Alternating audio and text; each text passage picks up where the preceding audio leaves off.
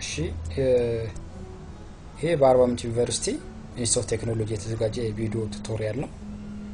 እዚህ ቪዲዮ ቱቶሪያል ፐርፐዝሊ የተዘጋጀው በአጫጭርና ማማከር ስልጠናዎች ስር ሶፍትዌሩ ስልጠና እየወሰዱ ላሉ ሰልጣኝ ተማሪዎች ነው። ተማሪዎች ይህን ሶፍትዌር በደንብ ካጃችሁት በኋላ ትሬኒንግ እንደምታደርጉ ኤክስፔክት አደርጋለሁ። ያላችሁን ዕውቀት እንደምትጨምሩ ማለት ነው። ስለዚህ ኦልዌይስ ማንኛውም አይነት ስትራክቸራል ዲዛይን ለመስራት የመጀመሪያ ስቴፕ ሳፕ የሚለውን ሶፍትዌሩን ትከፍታላችሁ፣ ደብል ክሊክ ታደርጋላችሁ።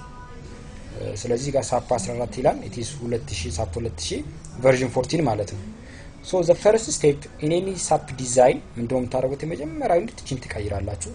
እኛ የምንጠቀመው ሜትሪክ ሲስተም ስለሆነ it is ኪሎሜትር ሜትር or ኪሎሜትር ሚሊሜትር ብትሉት it's safe but ኪሎሜትር ሜትር ብትሉት it is okay። ስለዚህ እንደዚህ ላለው ከዛ the next step is going to be ፋይል ውስጥ ገብቼ control n ወይም ኒው ሞዴል አደርጋለሁ።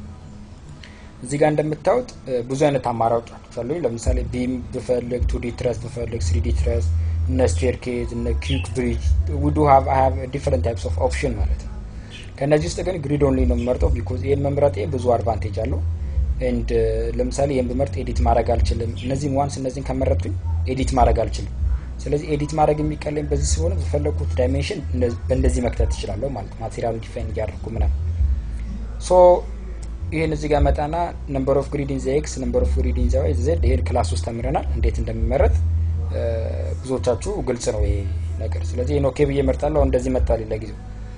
ከዛ the next step ምንድነው የሚሆነው ዲፋይን አደርጋለሁ ማቴሪያሌን ዲፋይን አደርጋለሁ። ማክሲማይዝ ላድርጋት።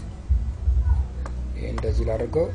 ይሄ እንደዚህ ከዛ እንደምታዩት ተከሏል። ስለዚህ በደንብ ለማየት ምን አደርጋለሁ እቺን እንደዚህ ክሊክ አደርጋለሁ። እዚህ ጋር ክሊክ አድርጌ so I just click here